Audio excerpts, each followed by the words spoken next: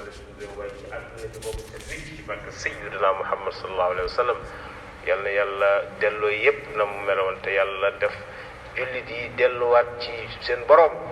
ci barke sayyidina Muhammad sallallahu alayhi wa sallam yàlla teg ñu ci siraatal mustaqim teg ci suñu njaboot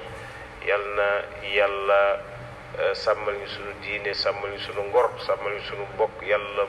bu mu xajam àdduna yàlla bu mu xajam àllaaxira yal na yàlla barkeel liggéey kenn ku ci nekk métier ma nga yëngu yàlla ko yàlla barkeel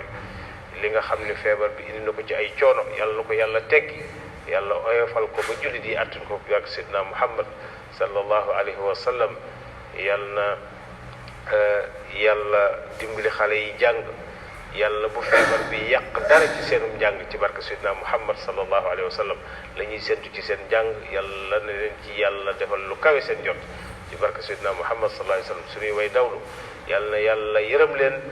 def seen bàmmeel yi muy xaarukaayu àjjana yéega leen ci barzax sayyidina Muhammad boole leen ma annabiyina wa siddiqina wa shuhada wa salihina wa husna ulaika rafiqna allahumma la tahrimna ajrahum wala taftinna ba'dahum yàlla na yàlla jubal suñuy njiitu àdduna jubal suñuy njiitu diine teg leen ci siraatal mustaqim def ci ñoom ak ragal yàlla ak yërmande waaye def ci njaboot gi jub ak jubal ak dégg ndigal ci barke sayyidina Muhammad sallallahu alayhi wa sallam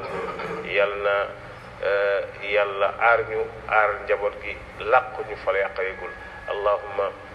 inna na'udhu bika min albarasi waljununi waljudami wa min sayyi al-asqam ya qadiran ya muridan ya qa'iman bi nafsi hada maradun jadidun fakfina min ba'sihi ya qadiran ya muridan ya qa'iman bi nafsi هذا مرض جديد فاكفنا من بأسه يا قادرا يا مريدا يا قائما بنفسي هذا مرض جديد فاكفنا من بأسه اللهم عاف جسمي بحسن لطف من كل داء يكون فيه اللهم عاف جسمي بحسن لطف من كل داء يكون فيه اللهم عاف جسمي بحسن لطف من كل داء يكون فيه إنك سميع مجيب الدعوات bu ko defee li ñu waxoon ci wàllu maanaam jëf yi gënal yàlla yonente bi ni woon an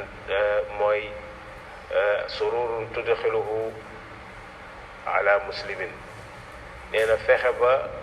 bégal jullit te doo ko naaguloo nee na bokk na ci jaamu yàlla yi gën ginnaaw boo defee say farata dugal ndégte ci xolu jullit te naaguloo nee na ñaareel bi takshifu an aw takshifa kurbahu wala nga génne teggi njàqarey jullit bu jaaxle nga ñëw fexe ba dalal xelam dindi njàqare ja aw taqdi anhu dayna nee na wala nga fekk jullit bu am bor boo xam ni ñàkk jom taxu ko am te war na koo fay te ñàkk jom teew ko fay nga fayal ko nee na kooku it bokk na ci jaamu yàlla yi gën a mag ginnaaw boo joxe say farata nee na ñeenteel bi an tatruda anhu jua nee na jullit bu xiif nga fexe ba jox ko mu lekk yonent bi nee na ñeent yi ginnaaw boo joxee say farata amul benn jaamu yàlla bu leen tiim yàlla ñu yàlla def ay jullit te teg ñu sarat wassalaamu aleykum wa rahmatullah